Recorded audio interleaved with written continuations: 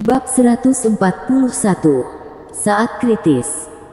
Segera, semua murid di gunung belakang gerbang dalam yang masih mencari sosok Harley menerima transmisi suara Hariski dan bergegas menuju tenggara. Di dalam gua, Harley sudah menyimpan api spiritual.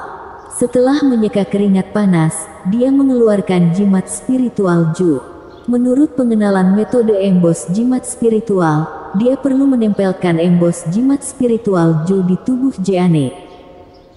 Segera, dia menjatuhkan setetes darah di jimat spiritual Ju, dan kemudian tetes darah kedua di perut bagian bawah Jeanne. Meleleh. Disertai dengan teriakan ringannya, jimat spiritual Ju menempel di perut bagian bawah Jeanne. Segera, jimat spiritual Ju dan tubuh Jeanne memancarkan sinar spiritual. Jimat spiritual Ju itu perlahan-lahan menyatu dengan perut bagian bawah Jeanne. Proses ini sangat lambat, dan butuh waktu setengah jam untuk menyelesaikannya. Fuh. Sambil menghembuskan napas, Harley melambaikan tangan dan mengeluarkan jimat spiritual Suan. Sama seperti jimat spiritual Ju, dua tetes darah masing-masing menyatu ke jimat spiritual Suan dan tubuh Jeanne. Setelah melakukan ini, Harley meletakkan jimat spiritual Suan di tubuh Jeanne. Dengan jimat spiritual Suan, peningkatanmu benar-benar selesai. Setelah mengambil napas dalam-dalam, Harley menunjukkan senyum lega. Usaha yang begitu lama dan harga setinggi itu akan segera terbayarkan. Selama periode ini, Harley mengamati tubuh Jeanne tidak hanya sekali. Memang, setelah memasukkan bahan berharga itu, tubuh Jeanne sudah cukup keras, dan dengan bantuan api spiritual untuk memurnikan tubuhnya, tubuh Jeanne sudah jauh lebih kuat daripada KZKG. Setelah bergabung dengan jimat spiritual Ju, tubuh Jeanne tampak memiliki sedikit vitalitas, dan ada kekuatan yang tersimpan di tubuhnya. Setelah menghabiskan usaha sebanyak ini, kamu tidak boleh mengecewakanku. Sambil bergumam sendiri, Harley terus memadukan jimat spiritual Suan ke dalam tubuh Jeanne. Harley. Tiba-tiba, panggilan Yunandi Sie datang dari luar gua. Nada suaranya sedikit tergesa-gesa. Gawat, aku merasa beberapa aura yang tidak lemah sedang menuju ke sini. Aura ini datang dari segala arah. Apakah mereka menemukan kita? Kata Brady ragu-ragu. Kemungkinan besar. Wajah Pandi Huo sangat jelek. Di dalam gua, alis Harley berkerut tajam. Tidak perlu mereka katakan, dia juga merasakan aura-aura itu muncul dari segala arah, dan sangat cepat, tampaknya sedang bergegas ke arah mereka. Orangnya begitu banyak dan gerakannya begitu terpadu, pasti mereka telah menemukan tempat persembunyian kita. Harley menggertakkan giginya dan memaki dalam hati, pupet Jeanne sedang meningkat ke titik kritis, tapi tempat mereka justru ditemukan saat ini. Berapa lama waktu yang kamu butuhkan? Brady bertanya. 5 menit, ini batasnya. Harley memberi waktu minimum. Omong kosong, kami bahkan tidak akan bisa bertahan walau semenit. Yunandi Sie memaki, Hariski dan Jericho yang si dua murid pewaris, ditambah lebih dari 100 murid gerbang dalam. Jika mereka menyerang, kami sudah habis dihajar. Brengsek. Tidak bisa pun harus bisa. Pandi Huo marah. Dia langsung mengayunkan kedua palu godamnya dengan gelagat akan menyerang mati-matian. Mung.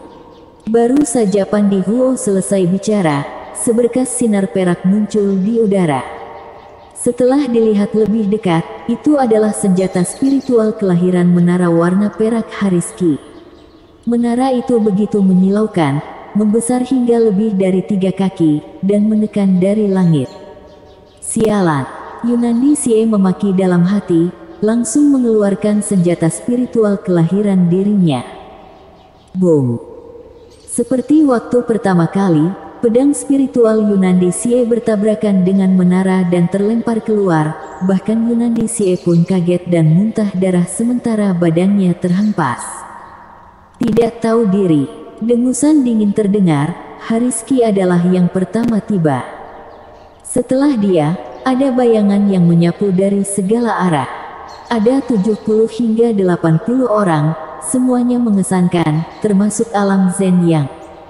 Fans Kong dan Nero Jiang, yang dikubur hidup-hidup oleh Harley Ye dan yang lainnya, juga merangkak keluar dari reruntuhan. Kalau punya nyali, 1 lawan 1. Pandi Huo melangkah maju dan meraung. Kamu pikir kamu siapa? Fans Kong menghentak dan langsung menerjang.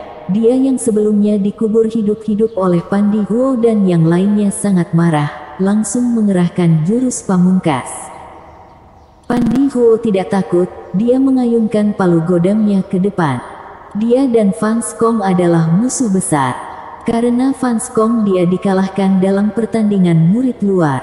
Sekarang ketika bertemu Fans Kong lagi, darahnya sudah mendidih. Boom, boom, boom. Dalam sekejap keduanya sudah mulai bertarung.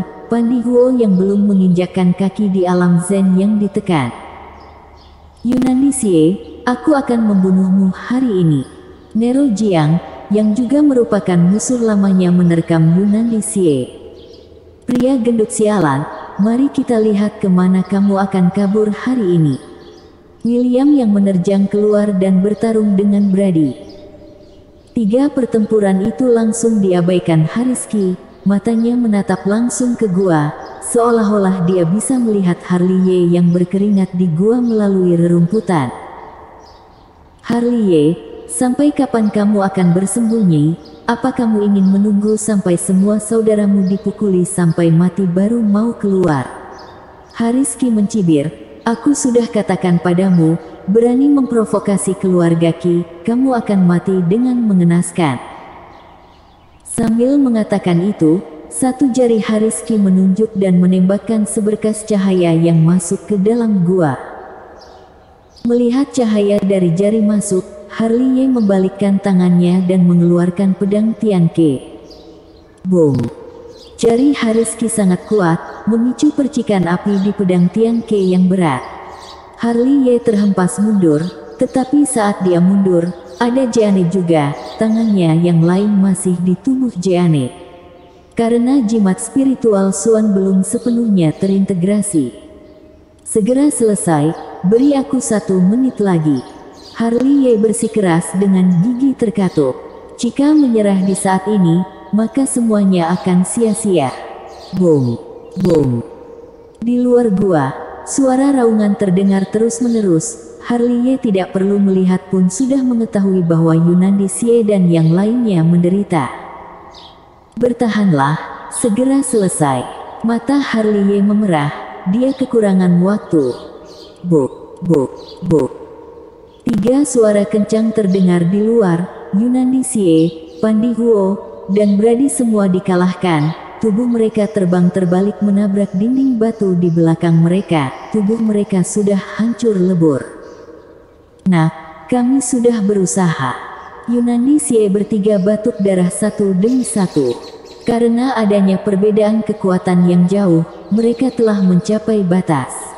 Cek cek cek. Melirik Yunandi Xie dan yang lainnya yang berdarah, Hariski menggoda, Harley Ye, lihatlah, inilah para saudaramu yang baik, ini semua akibat mereka mengikutimu, bukankah ini sangat memilukan? Namun, tidak ada suara apapun yang terdengar dari gua. Melihat ini, mata Hariski menjadi dingin, dia langsung menghentak, serbu ke dalam, tidak peduli hidup atau mati, jika sekte menyalahkan, keluarga Qi dari Xinjiang Selatan yang akan menanggungnya. Begitu kata-kata ini keluar, lebih dari 100 orang bergerak, dan pemimpinnya adalah Aiden Zuo, yang pertama memasuki gua. Plak. Segera, suara telapak tangan yang nyaring terdengar dari balik gua, dan kemudian, Aiden Zuo, yang baru saja masuk ke gua terhempas keluar hingga 7 atau 8 kaki sebelum menghantam tanah dengan keras. Melihat bahwa Aiden Zuo terhempas keluar begitu masuk, semua orang yang ada tercengang. Sok misterius. Hariski mendengus dingin, mengeluarkan pedang pembunuh dan menerjang masuk ke pintu masuk gua. Namun, baru saja akan memasuki gua, dia merasakan aura yang berbahaya. Samar-samar dia bisa mendengar suara desingan pedang yang berasal dari dalam gua. Sebelum memasuki gua, dia dikejutkan oleh energi pedang yang menekan. Dia mundur secepat kilat. Set. Segera, energi pedang yang dahsyat dan tak tertandingi terbang keluar dari gua, diikuti oleh energi pedang kedua, lalu yang ketiga, dan hanya dalam satu tarikan napas, puluhan energi pedang keluar. Raut muka Hariski berubah, tubuhnya berputar tiba-tiba, pedang spiritualnya mengayun dengan cepat, mengembun menjadi perisai sinar spiritual. Buk buk buk. Suara tajam benturan logam dengan cepat terdengar, energi pedang yang terbang keluar dari lubang menghantam perisai pelindung Hariski satu demi satu, menciptakan percikan terang yang menembus perisai pelindung Hariski. Bagaimana mungkin? Ekspresi semua orang tiba-tiba berubah. Sekuat itukah Harley yang di dalam gua?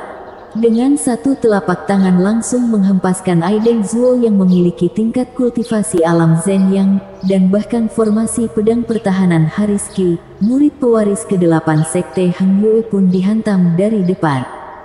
Semua orang mengira mereka telah salah lihat. Bukan Harley. Hariski melihatnya dengan sangat jelas, bukan Harley yang menerobos pertahanannya, melainkan orang lain. Masih ada orang yang bersembunyi di dalam gua.